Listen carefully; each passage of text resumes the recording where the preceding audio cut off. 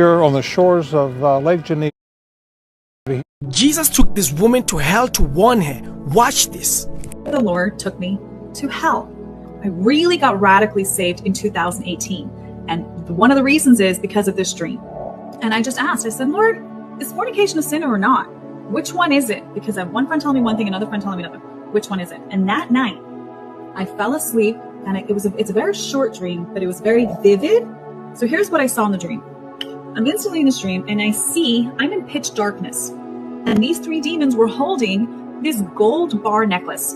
I knew that each single bar that they were holding represented sin. I remember it was so heavy. Guys, one sin is so heavy. The second demon, I felt it putting sin on my neck as well. I woke up and out loud, I said, Lord, what sin? What sin is this? What sin? And I heard it so clear.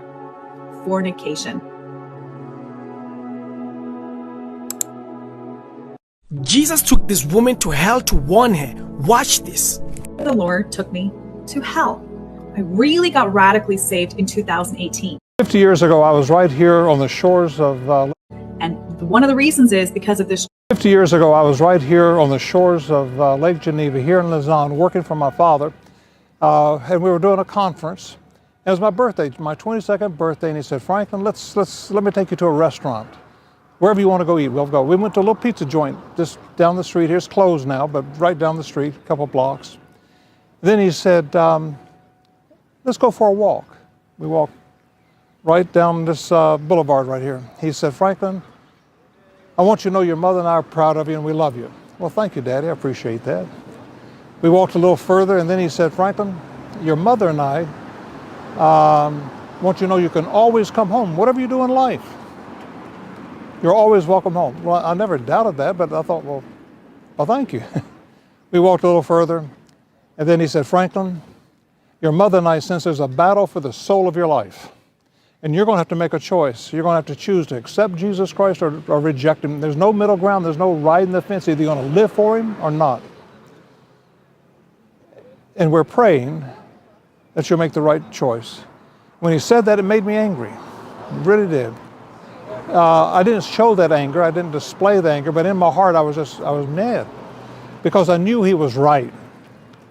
And it was about a week later, I was in the Middle East working on a tour. And I got down on my knees by my bed. I said, God, I've sinned against you, and I'm sorry. Forgive me. I believe Jesus Christ is your son. I believe that he died for my sins, and that he was buried. He shed his blood, and that you raised him to life. I ask that you forgive me. I surrender my life to you tonight. And that night I gave him my life, and I meant it. And it changed my life. It changed the course of my life, changed the direction. And he'll do the same for you. If you pray that same prayer, just say, God, I'm a sinner and I'm sorry, forgive me. I believe Jesus is your son, and I want to trust him as my Savior. I want him to be the Lord of my life. I want to follow him. I want to live for him. I tell you, I never regretted praying that prayer. You won't either. But that happened 50 years ago, right here on the shores of Lake Geneva, as we're walking down this pathway 50 years ago this month. I'm grateful that God heard my prayer and he answered my prayer.